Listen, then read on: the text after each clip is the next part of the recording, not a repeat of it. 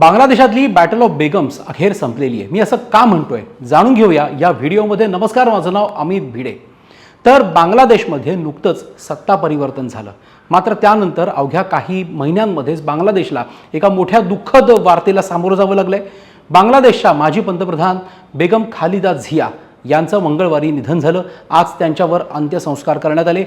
हजारो लाखोंच्या संख्येने यावेळी बांगलादेशातले नागरिक उपस्थित होते खालिदा झिया यांना अखेरचा निरोप देण्यासाठी।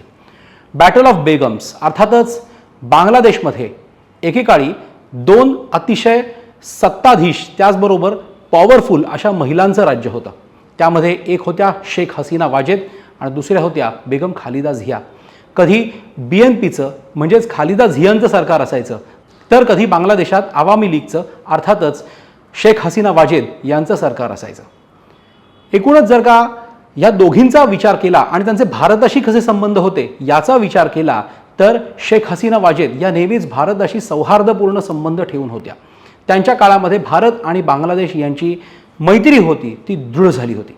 मात्र खालिदा झिया यांच्या काळात मात्र तसे नव्हतं। खालिदा झिया या त्यांच्या कट्टर भारत विरोधी विचारांसाठी ओळखल्या जात होत्या। भारताला ईशान्येकडे जाणारा मार्ग बांगलादेशातून हवा होता, तो त्यांनी देण्यास नकार दिला होता। अर्थातच त्यासाठी त्यांनी सुरक्षेचं कारण पुढे केलं होतं। 1972 मध्ये बांगलादेश निर्मितीनंतर भारत बांगलादेश मैत्री करार अस्तित्वात आला। तो करार पुढे कंटिन्यू करायला खालिदा झिया यांचा कडाडून विरोध होता। त्याचबरोबर त्या नेहमी त्यांच्या भाषणामध्ये म्हणत कुठल्याही परिस्थितीमध्ये बांगलादेशला भारताचं राज्य होऊ देणार नाही या भूमिकेवर त्या ठाम होत्या। मात्र ह्या दोघी जरी एकमेकींच्या कट्टर विरोधक असल्या तरीही जेव्हा जेव्हा बांगलादेशात लष्करशाही अस्तित्वात आली त्या वेळेला दोघी एकत्र झाल्या। उदाहरणच द्यायचं झालं तर 1980 मध्ये लष्कर प्रमुख इर्शाद यांच्या विरोधात या दोघी एकत्र येऊन लढल्या। लोकशाही वाचवण्यासाठी या दोघींनी लढा दिला। आता बांगलादेशात पुन्हा फेब्रुवारीमध्ये सार्वत्रिक निवडणुका होत आहेत। बॅटल ऑफ बेगम्स संपलेली आहे।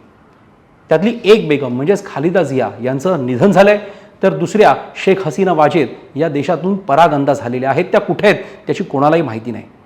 बांगलादेश पुन्हा एकदा लोकशाहीच्या मार्गावर जाण्यासाठी प्रयत्न करतोय। बांगलादेशात पुन्हा एकदा निवडणुका होणार आहेत। मात्र अशा वेळेला लोकशाहीसाठी आयुष्यभर झटणाऱ्या या दोन बेगम्स मात्र आज बांगलादेशात नाहीत।